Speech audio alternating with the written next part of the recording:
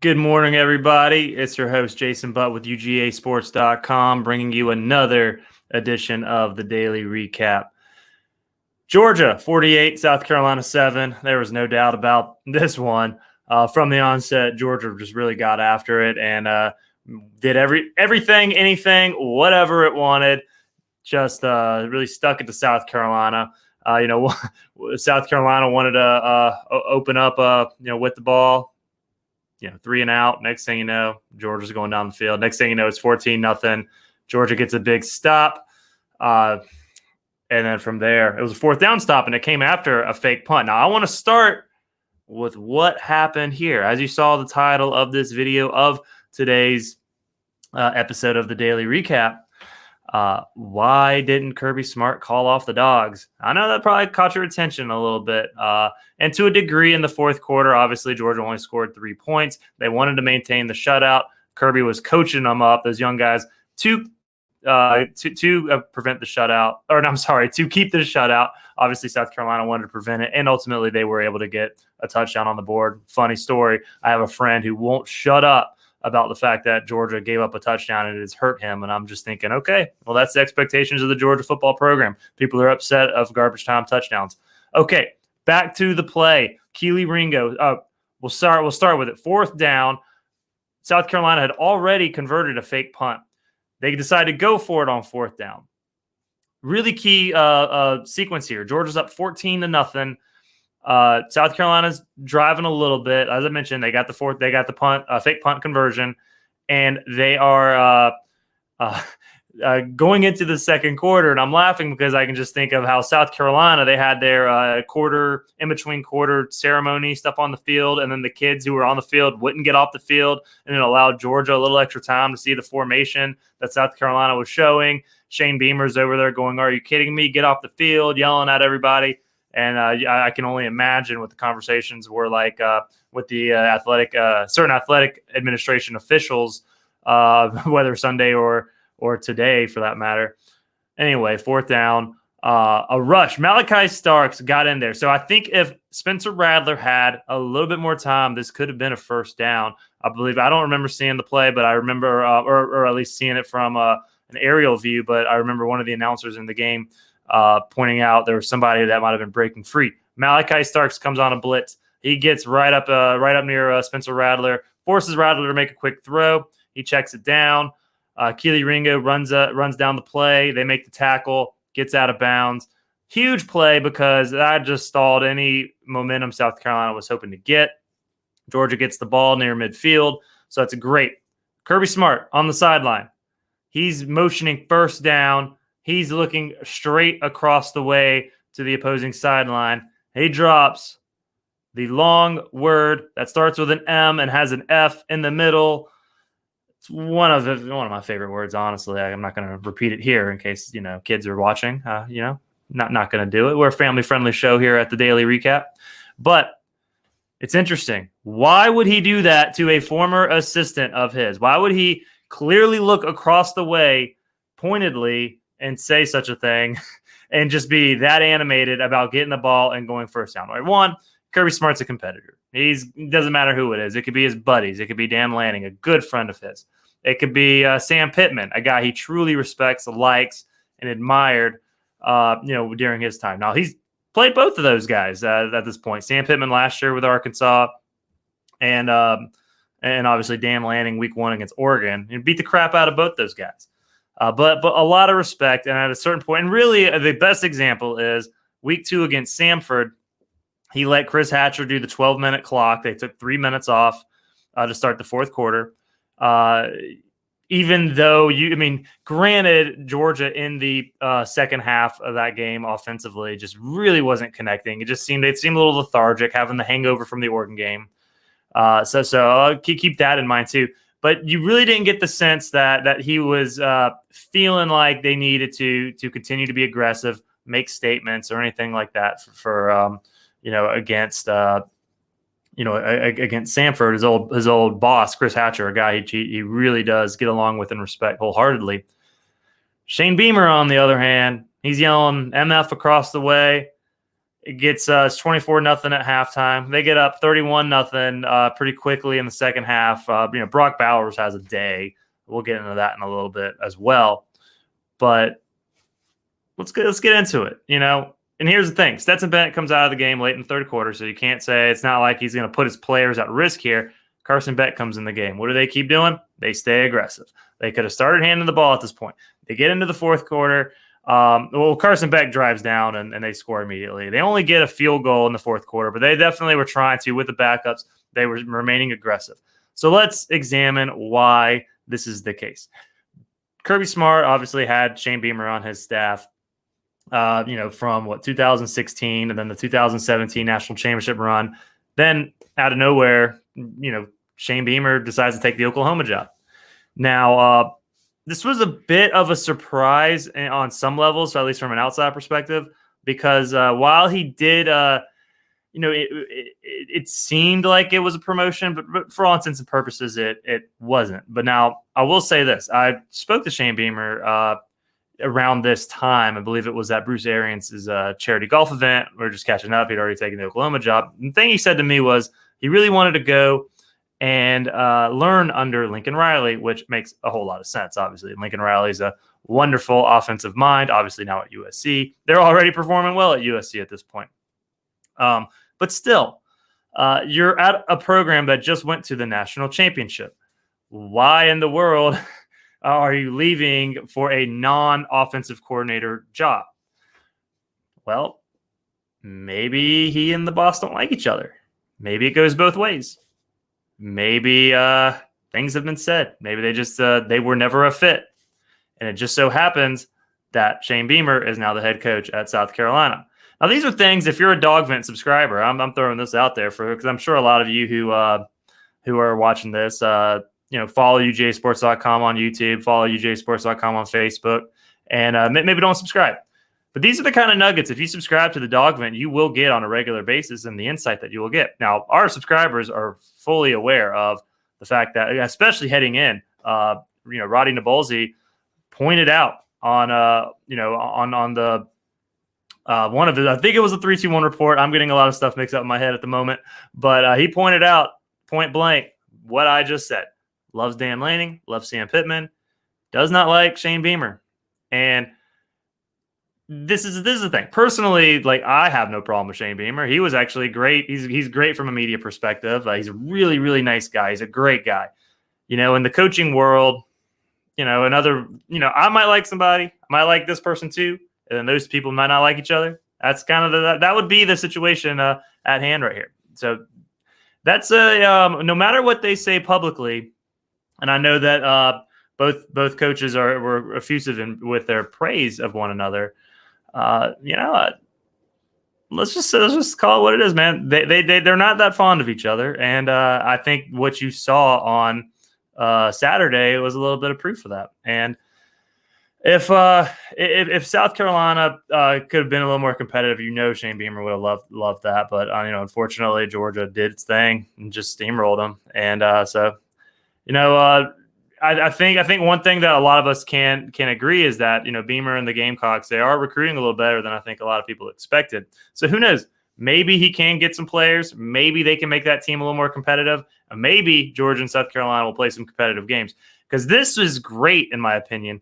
The fact that they're not fond of one another, because if this is something, this is essentially a coaching rivalry in the making, where you got two guys who want to beat each other like crazy. It may not ever play out publicly, but I mean, at the same time, if you know this, if you know the ins and the outs of the situation, you want to see this evolve over time, and so I think this is a great thing that we can maybe look forward to. Now, I want to point out, I'm wearing this shirt from the 7-6. They are one of UGA Sports' sponsors. So I had to get it because I grew up right outside Athens. It says, "I've been to Athens and I like it." It's a Jack Harlow quote from, I believe it was Game Day a couple weeks ago. I also happen to like Jack Harlow. So I was like, you know what? I got to get it. It's a great shirt. The 7-6 says awesome apparel. I would fully recommend y'all go check out their website. and order some merch. They have Georgia gear, Masters gear. And then if you're happen to root for another team in the SEC, they have a few of those. But really, Georgia, the Masters stuff, the Atlanta Braves, wholly recommend their stuff. Now, let's get back into the game as well and really get into Brock Bowers' big day. I mean, this guy was a machine. He goes two big games where he's not lighting up the stat sheet, but you know what? He's playing it cool. No big deal. And then, South Carolina, he comes out and 5 catches, 121 yards, 2 touchdowns. And then the guy also scored a rushing touchdown on a tight end around. This guy is so athletic. And at the tight end position, he's essentially can line up as a receiver. He can line up as a running back. He can run into rounds and outrun defenders, whether they be linebackers or defensive backs. The 78-yard touchdown that he had, he catches the ball over he runs up the seam. Stetson Bennett has a wonderful ball, placed right where it needs to be. Bowers catches it, kind of goes to his left, jukes the defensive back out of his shoes, just made him look silly, and then turns it up. And I mean, this guy, give him the Mackey now. There's no better tight end in college football. We were all saying this last year when he was a freshman, and the fact that he was not a finalist. He was not a finalist, right? I don't want to get that fact wrong. I'm pretty sure he was not a finalist, and we all lost our collective minds over that because he was the best tight end in college football last year. I believe on one of the episodes that we had last week, I mentioned, hey, in 2 weeks, they haven't really gotten the ball to Brock Bowers as much as you would have thought. Maybe he won't be on pace for 1,000 yards, and here he is, 121 receiving yards this week. You can bet he's going to get more, have more of these types of games. And the thing with Brock Bowers that's great is it seems like in the big moments, he really steps up. So it's not like, last year he had a big day against Vanderbilt. I don't know how involved he'll be against Kent State. They may try to, they may not. It may fall that way. It may not. I don't know. So he may light the stat sheet up on Saturday. But when Georgia really gets into the meat of the SEC schedule, I really think Brock Bowers, that's where he's going to do most of his damage, because Georgia's going to have to be as aggressive as they were with the play calling this past Saturday and just really get after it and use him as the focal point of the passing game. And then kind of piggyback and have A.D. Mitchell and Ladd McConkey as the top 2 supporting cast members of that passing attack, and then throw the wrinkle, the extension of the running game, as Georgia likes to call it, with Kenny McIntosh out of the backfield as a receiver. Outstanding passing attack that Georgia has right now. If Stetson Bennett didn't get taken out of the third quarter, he would have gone over 300 again. He came close, 284, 2 touchdowns, had a rushing touchdown himself, 36 rushing yards for him. So we just, I'll leave Brock Bowers, go to Stetson Bennett from here. This guy at this point, it's early. Every week we're going to talk about awards and we're going to talk about who's where and what. If Georgia, I said this on the post on the Sunday call-in shows that we were doing for a while before the season started. If Georgia is in the playoff after the SEC championship game, win or lose, and if Stetson Bennett has a good game, win or lose in the SEC championship game, he will be in New York. And he will be a Heisman finalist, especially at the rate he's playing. There's no doubt in my mind. Now, back then I said yes, because I don't think – I fully thought then he would have, over 3,500 yards. He'd have enough rushing stats here and there. And I really felt like he would, going into the year, the turnovers, he really wouldn't throw too many interceptions. He hasn't thrown a pick yet through 3 games. We'll see if that continues against Kent State. But the decisions, everybody's going to make mistakes too. And he's had a couple, but he hasn't had the ones that you're just going, what are you doing? I think the fact that those haven't been present this year just speaks volumes as to how much he has grown this offseason as somebody who's been able to take all the 1 reps with the first team and really step into that leadership role with this Georgia program. That would be one of the most remarkable stories in not only Georgia history, but maybe college football history. if this kid ended up in New York as a Heisman Trophy finalist, whether he won it or not, because we don't have to rehash everything, but we know the deal. I mean, not recruited by any Power 5 program, barely recruited. I think App State might have been the only FBS team. There might have been one other. And here he is. Here he is at his dream college, making plays happen, going against a former 5-star quarterback, Spencer Rattler, who opened last year as the Heisman favorite at Oklahoma, and then ends up at South Carolina as a transfer. And, granted, Georgia went against South Carolina's defense. South Carolina and Spencer Rattler had to go against Georgia's defense. And Rattler 13 for 25, 118, and 2 picks. But hey, I mean, it goes to show, as recruiting star rankings do matter for the most part. And for the most part, they hit. Like, the guys who rate these guys are right. And then sometimes they get certain guys wrong. And Rattler, they were wrong on. Bennett, they were way wrong on. Bennett didn't have the measurables coming out in terms of height, weight, and those sort of things. But yeah, look at where these guys are now. Stetson Bennett, out of this world, the way he's played in the early going this year. You put him up there with Bryce Young and TJ Stroud, in my personal opinion. And the fact that Georgia plays in a pro-style offense and they can go in and out of certain things. They can spread you out and go up tempo. They can also, rely on the run game if they need to. Speaking of run game, Georgia able to go over 200 rushing yards. For anybody who was upset, that this program was not rushing at the clip that it was in previous seasons, even though they had been passing a lot more and using the running backs in the passing game on flares, screens, etc. They were able to get the job done. 208 rushing yards, 3 total touchdowns. Very, well distributed too. Bennett actually led the way with 36 yards. Dejan Edwards, 4 carries, 33. Kendall Milton had the bulk, 10 for 32. The week before he had 10 for 85. So I'm sure he would like to. They won the game. It doesn't matter, but it was a little tough for him in there. But then Branson Robinson came in the second half, 6 for 32. That's over 5 yards a carry. That's great for him. Dejan Edwards, he had for the 4 for 33, 8 yards a carry for him as well. Carson Beck actually had a couple of runs that looked nice, and you don't really think of him as a dual threat guy. Kenny McIntosh had a pretty easy day, 4 for 20. Everybody. Cash Jones. Can we talk about Cash Jones for a minute? He had the walk on there, had a nice little stiff arm. I just threw a defender to the ground, and I'm just thinking to myself, Georgia traveled the walk-on running back who then stiff-armed, I would assume, a scholarship player for South Carolina.